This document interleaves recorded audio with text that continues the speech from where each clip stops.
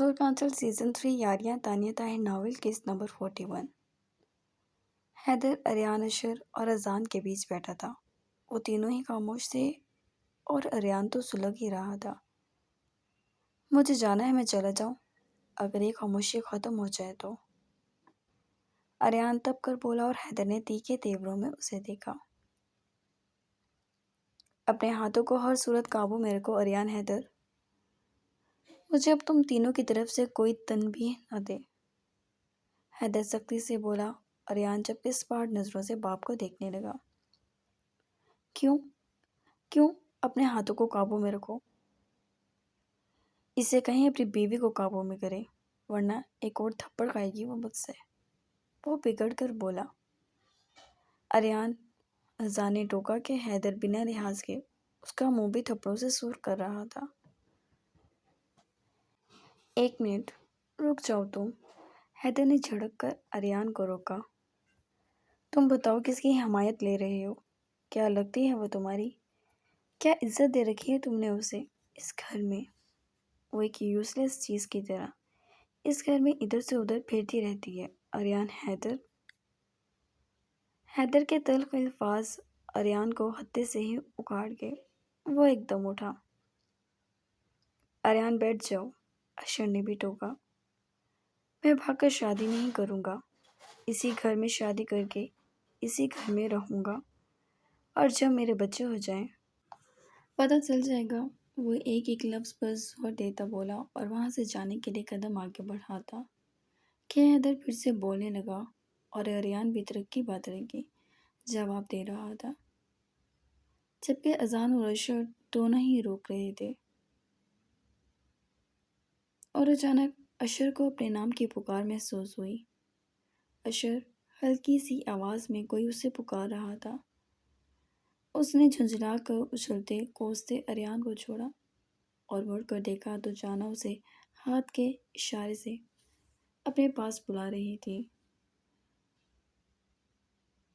اس نے ایک نظر باپ کو دیکھا جو کہ اریان میں بری طرح الجھا ہوا تھا، اور اذان چوٹوں کے باوجود ان دونوں کے درمیان میں کھڑا تھا۔ اشر اس کے پاس آیا۔ یہ وقت ہے اس طرح بلانے کا؟ اشر نے گھور کر اسے دیکھا۔ نہیں، وہ مجھے آپ کو ایک بات بتانی ہے۔ وہ ذرا شرمندہ سی ہوئی۔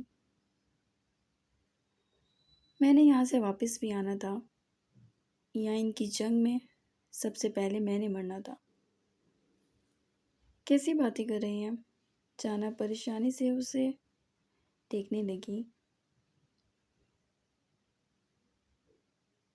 اشر نے مڑ کر دیکھا، معاملہ گرم تھا ابھی بھی۔ پیچھے وہ کمرے سے باہر نکل آیا اور اس کا ہاتھ تھام کر وہ اسے کھینچ کر کمرے میں لے آیا۔ اشر، جانا نے اسے پکارنا چاہا مگر وہ اسے لے کر کمرے میں آ چکا تھا، اور کمرے میں لا کر دروازہ بند کر کے اس نے ایک ہاتھ دیوار پر رکھا اور دوسرے ہاتھ کو اس کے گال پر رکھا، جبکہ جانا شدید شرمندہ تھی اس کی ٹھڑک پر۔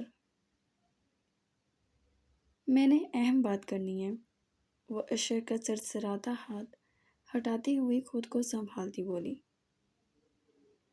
میرا باپ اور بھائی نیچے گروبان ہو رہے ہیں اور تم نے مجھے کر کے یہاں بلایا ہے، اور میں کتنا اہم مسئلہ چھوڑ کر یہاں کھڑا ہوں۔ How romantic! خیر بتاؤ کیا بات ہے؟ اس نے اس کا چہرہ اپنے ہاتھوں کی گرم ہتھیلیوں میں بھرا اور آہستہ آہستہ اس کے ہونٹوں سے کچھ قریب موجود شاید کسی چوٹ کے نشان کو مزید گہرا کرنے لگا۔ اشر، وہ اس کے لمس پر پہلے ہی پگھلنے لگتی تھی، اب تو قدموں پر بھی کھڑا نہیں ہوا گیا۔ آنکھیں بند ہونے لگی۔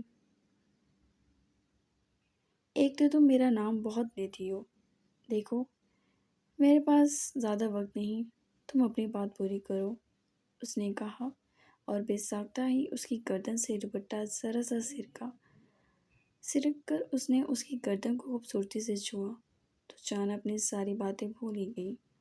وہ اسے در حقیقت بتانا چاہتی تھی کہ نمرا نے ماہی کو تھپڑ مارا ہے۔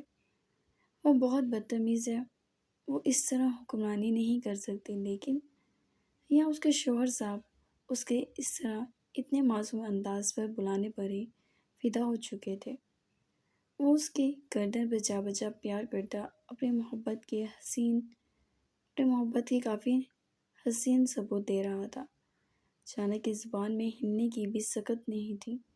اشر نے اس کے گال کو چھوا اور پھر اس کے حسین چہرے پر پھیلے حیا کے رنگوں سے محسوس ہوتا وہ بے قابو ہوتے دل کو زبردستی سنبھالتا ہوا کچھ فاصلے پر ہوا۔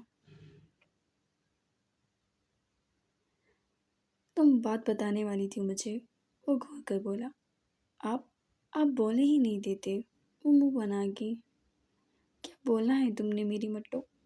اس کے کیوٹ کیوٹ فیس پر وہ اس کی طرف مائل ہونے سے خود کو روک نہیں پا رہا تھا، جبکہ اس کے گال کھینچ دیے جو کہ پہلے کی نسبت کافی بھر گئے تھے۔ اشر نے اس کے شرمانے پر اسے اپنی سمت کھینچا اور اس کے دونوں بازو گردن میں ڈال کر اس نے جانا کو کس کر کمر سے جکڑ لیا۔ ہاں تو اب بتاؤ کیا بات ہے؟ یہ اس طرح کیسے کروں گی میں بات؟ میرے پاس بات کا یہی طریقہ ہے، کرنی ہے تو کرو ورنہ بیڈ پر چلتے ہیں۔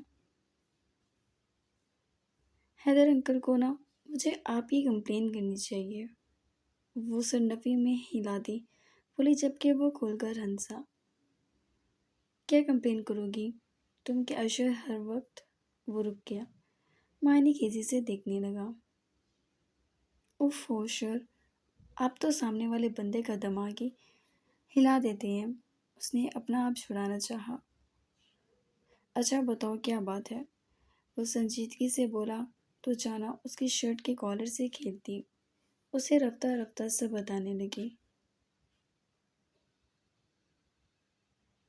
بہت برا لگا تھا مجھے، ماہی بالکل بے قصور ہے۔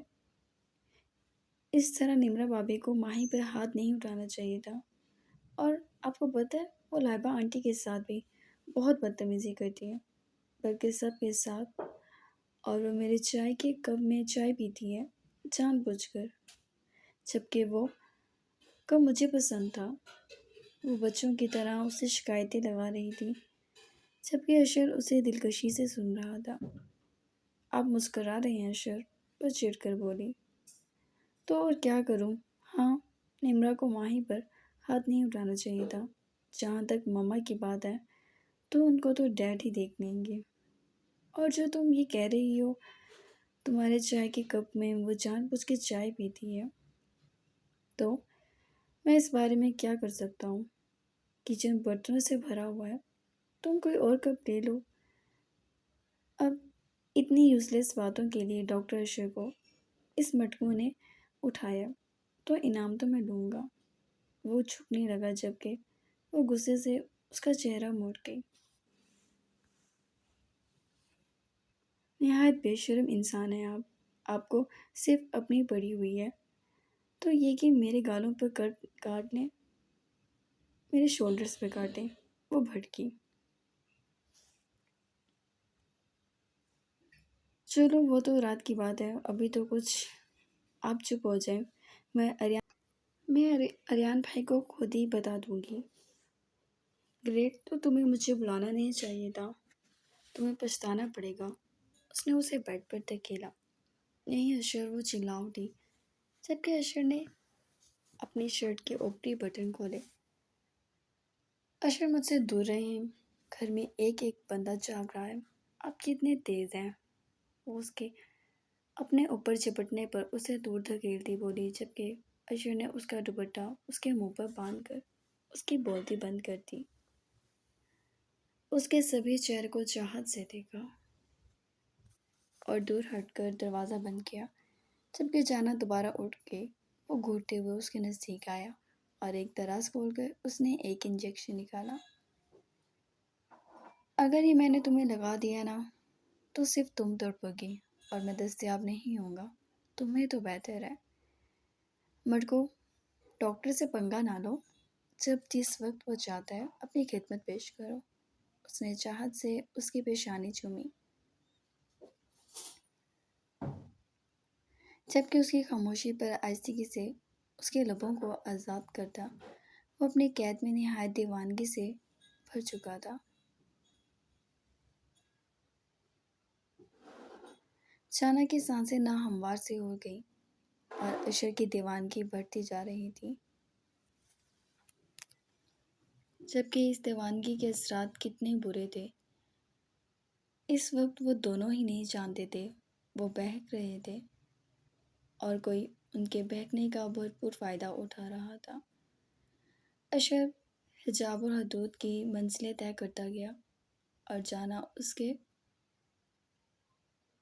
لمس پر ہمیشہ ہی پاگل سی ہو جاتی تھی۔ دوسری طرف وہ مسکراتی۔ اس گھٹیا حرکت پر اسے ذرا بھی افسوس نہیں ہوا تھا، اور وہ اسمائل پاس کرتی حیدر کی بربادی پر آخری کیل ٹھوک دی کہ حیدر جیسا سیلف سٹینڈرڈ شخص شاید اپنی جان ہی دے دیتا۔ ڈاکٹر اشر اپنا چہرہ چھپا چھپا کر نہ رویا تو میرا نام بھی نمرا نہیں۔ اس کے بھائی نے کس جرأت سے آخر اس پر ہاتھ اٹھایا تھا؟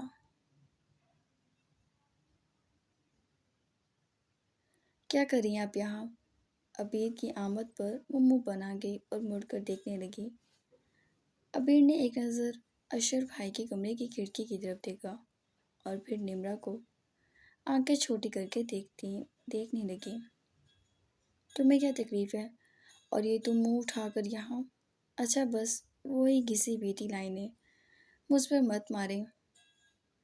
یہ میرا گھر ہے اور میری مرضی، تو آپ اپنے کام سے کام رکھیں۔ بہت زیادہ زبان چل رہی ہے تمہاری۔ نمرا نے سینے پر ہاتھ باندھے۔ زبان تو بھابھی جان بہت لمبی ہے میری۔ آپ اگر ناپنا چاہتی ہیں تو انچی ٹیپ لے آئیں۔ وہ بال جھٹکتی اس کے پاس سے گزر گئی اور نمرا اسے دانت پیس کر دیکھتی ہی رہی اور پھر وہ آگے چلی گئی۔ اس ہری مرچ کو بھی کسی دن وہ سختی سے پکڑتی۔ ابھی گھر میں داخل ہوئی تو اذان کے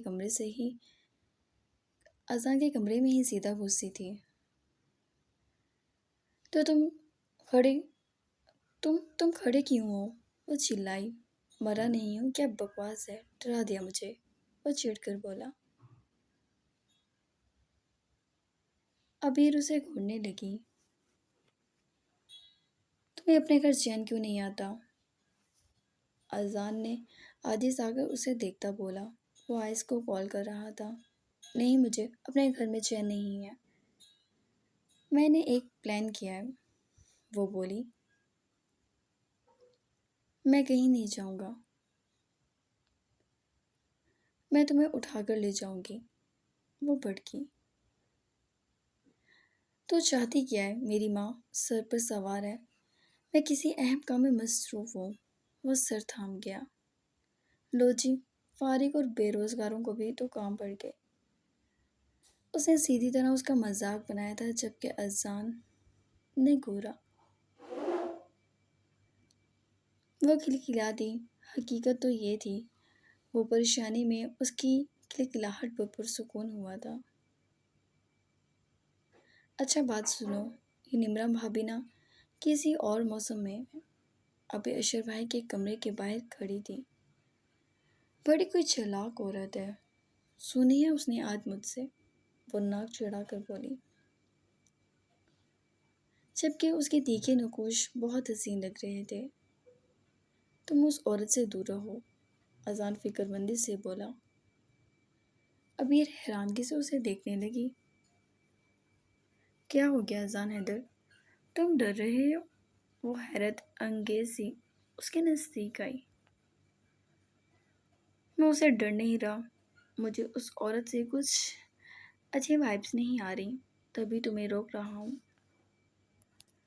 ہو سکتا ہے یہ میرا وہم ہو، وہ ڈسٹرب تھا۔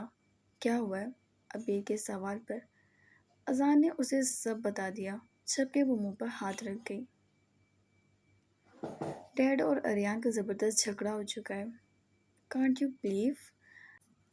اریان میرے باپ کا سب سے اچھا بیٹا، وہ اور ڈیڈ بہت سخت جھگڑ چکے ہیں، وہ پریشانی سے بولا۔ ابیر خاموش ہو گئی۔ اچھا ٹھیک ہے، تم ٹینشن مت لو، میں اس کے قریب بھی نہیں جاؤں گی، وہ بولی تو اذان کی رگی شرارت پھٹ پڑا اٹھی، جیسے اس نے اس کی بات مان لی تھی۔ تم کچھ زیادہ ہی فلیٹ نہیں ہو مجھ پر؟ وہ اس کی طرف قدم اٹھانے لگا۔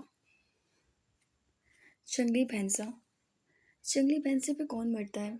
میں تو ہمدردی رکھتی ہوں تم سے، وہ دور ہوتی ہنسی ضبط کرتی بولی۔ جنگلی بھینسا؟ اذان نے آئینے میں شکل دیکھی تو دوائیوں کی وجہ سے وہ کچھ زیادہ ہی صحت مند ہو چکا تھا، اور بریڈ اور بال بھی بڑھ گئے تھے۔ تو ادھر آ چپک دی اس کی جانب لپکا، جبکہ وہ تیزی سے بیڈ پر چڑھ گئی۔ ابیر نیچے اترو، میں منہ توڑتا ہوں تمہارا، پکڑ کر دکھاؤ مجھے پہلے، ٹونڈے، وہ کہہ کر لگا کر ہنسی اور اذان کو جنون چڑھ گیا۔ اس نے اپنے گلے سے بیلٹ نکالی اور پھینک کر وہ اس کی جانب لپکا اور ایک جست میں ہی اسے پکڑ کر اپنی گرفت میں لے چکا تھا۔ ابیر چلا رہی تھی، اذان نے اس کے منہ پر اپنی مٹھی رکھ دی۔ وہ آہستگی سے بولا، مجھے اب محسوس ہوا ہے، تمہاری آنکھوں میں روشنی آئے، وہ اس کی آنکھ پر پھونک مار کر بولا۔ تمہارا بدنام ہونے کا دل ہے، وہ اپنی مسکراہٹ ضبط کرتی بولی۔ ایک بار ہو ہی جاتے ہیں بدنام، وہ اس پر جھکا، جبکہ ابیر نے اس کے ٹوٹے ہوئے بازو پہ مکے برسا کر ہاتھ توڑ دیا تھا۔ وہ کراہ اٹھا، وہ ہاتھ جھاڑتے کھڑی ہو گئی۔ ابیر اذان ہوں میں، ہلکی بندی نہیں ہوں، ویسے پلان یہ تھا کہ میں تمہیں اٹھا کر نکاح کر لیتی ہوں۔ مجھے تمہارے ٹھیک ہونے کے بعد اعتبار نہیں کہ تم کسی نہ کسی سے پھر پنگے بڑھا لو، اور چیپ انسان تم میری دوستوں کے پیچھے ہو، وہ دھاڑی۔ مجھے بھی قسم ہے اپنے باپ کا نہیں، اگر میں نے تمہاری اس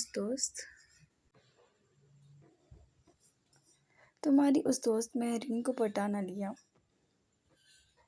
اذان وہ کمرے کی ساری چیزیں اٹھا کر اس پر برسا چکی تھی، جبکہ وہ چلا چلا کے سارا گھر اکٹھا کر چکا تھا۔ ہائے میرا بچہ، زیمل تو تڑپ گئی، جبکہ لائبہ ابیر کے آگے کھڑی ہو گئی۔ ہٹ جائے مامی، یہ آپ کا بیٹا اپنے آپ کو بہت ہیرو سمجھتا ہے، اس کی تو لاتیں توڑ کے اس کے ہاتھ میں دے دوں گی۔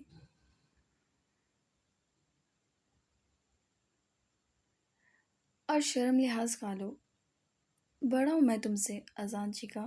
زیمل تو اس پر پہلے ہی فدا رہتی تھی۔ دادی آپ کے پوتے کو مار دے گی، جان چھڑائیں اس سے میری۔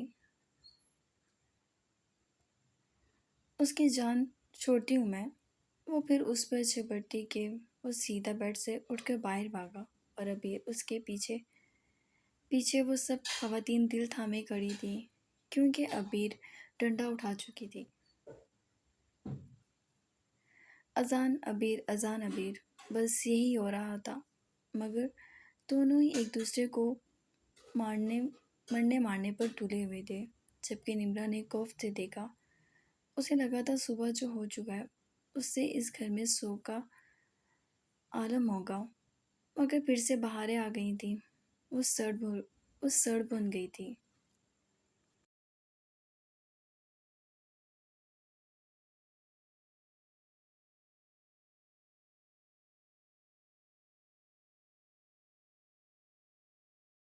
ماہی کمرے میں بند رو رہی تھی، اگر اپنی قسمت پر رو رہی تھی تو یہ سچ تھا، اسے اپنی قسمت سب سے زیادہ خراب لگ رہی تھی۔ ابیر کی قسمت کتنی اچھی ہے، یا ادا کی، یا پھر جانا کہ کم از کم ان کے آگے پیچھے ان کی پوچھ پڑتال کرنے کو کوئی تو تھا، اور وہ بے آسرا بے سہارا تھی۔ جاتی بھی تو کہاں، گوہر باہر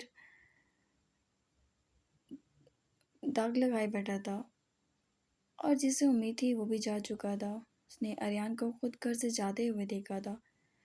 سب اس کے بارے میں کیا سوچیں گے؟ اتنا بڑا جھگڑا اس کی وجہ سے ہوا، حیدر کیا سوچے گا؟ پہلے ہی وہ اسے اچھی لڑکی نہیں سمجھتا تھا۔ اس کے چہرے پر نمرہ کا تھپڑ لگا تھا۔